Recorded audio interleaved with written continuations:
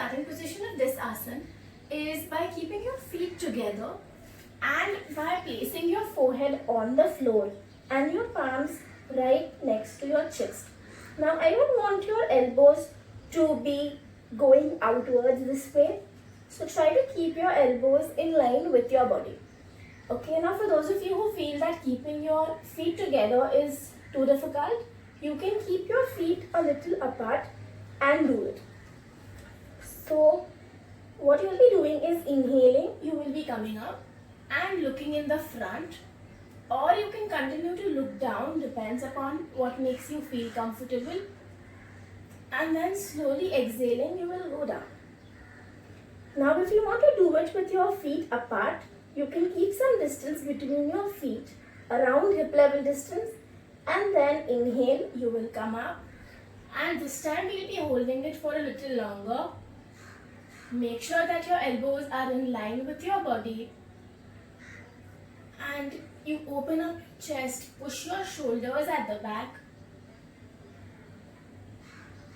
Now for those of you who can comfortably keep their feet together, you will be doing it by keeping your feet together. For a few more seconds, I'll be holding here. You will feel that gentle massaging around your lower back, and then slowly you will bring your head down. And we'll be doing this the last time. Inhaling, you will take your forehead up. Try to push your chest upwards and stay here with your neck relaxed. Shoulders nicely rolled back. Keep breathing. And then slowly you will again get your forehead back to the floor as you exhale. So this is an excellent asana for your lower back and to strengthen your spine and to make your spine flexible. The next thing which we will be doing is an asana called Shalbhasana or the grasshopper pose. So in this, you will keep your hands comfortably in line with your body, chin on the floor, feet together, and you will exhale and lift your one leg up. So you're not trying to lift your leg up too much. You want your hips to be in one line. Hold here for a few seconds. This is amazing for your lower back as well as for toning your legs. Inhaling down. Same thing with the other leg. Exhaling, lift your leg up. Slowly bring your leg down. One more time with the right leg. Exhale, lift your leg up. Both your hips remain in one line. Your hip bone remains to the floor. Make sure that you don't lift your chin off the floor. Keep it touching to the floor. And then down. Last time. Exhaling, lift your left leg up. And down. Now what we'll be doing is, we'll be doing the same thing with both our legs, but people who have severe lower back issues will not be able to do this. Also, if you feel that your lower back is not strong enough, what you can do is you can place your palms underneath your thighs and take support. And then exhaling, you lift both your legs up and continue to hold here so that this protects your lower back, and slowly down.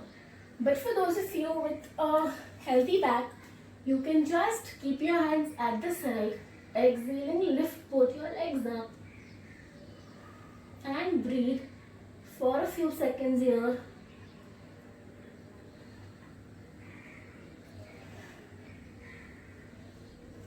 Slowly down, and we'll be doing it one more time with both legs. Exhaling, lift both your legs up. Stay there for a few seconds as per your comfort level. If you want, you can continue to hold for a longer duration as well. And slowly down. Now, the last asana which we will be doing is called downward facing dog or Adho Mukha Svanasana. Now, here this asana will demand some amount of arm strengthening as well. So, for those of you who can comfortably come into the plank, you will come into the plank and then pressurizing your palms, Just push yourself at the back and try to get your heels onto the floor. For those of you who cannot get your heels on the floor, it's completely okay. So if you are here, no problem, but try to constantly push your heels down on the floor. If you can see, I'm keeping my feet together, but for beginners, you can also keep your feet around 1 foot apart from each other. Try to push your middle back in and keep pushing your hips up towards the ceiling. Relax your neck and hold this posture for a few seconds. So here I'm working on my arm strength as well as on my leg flexibility. I will continue to keep my feet in one line to make it more effective. Keep pressurizing your palms. Nicely relax your shoulders. There is a tendency that you might keep your shoulders a little tensed. Keep relaxing your shoulders and pressurize your palms constantly. And then slowly bring your knees to the floor and you can relax. So these were the 3 asanas we did for our back. Now there are a lot more other asanas which we can do for our lower back and to protect our spine. So I will mostly make one more video for that, but as of now, continue with these 3 asanas and let me know how do you like my video. Thank you.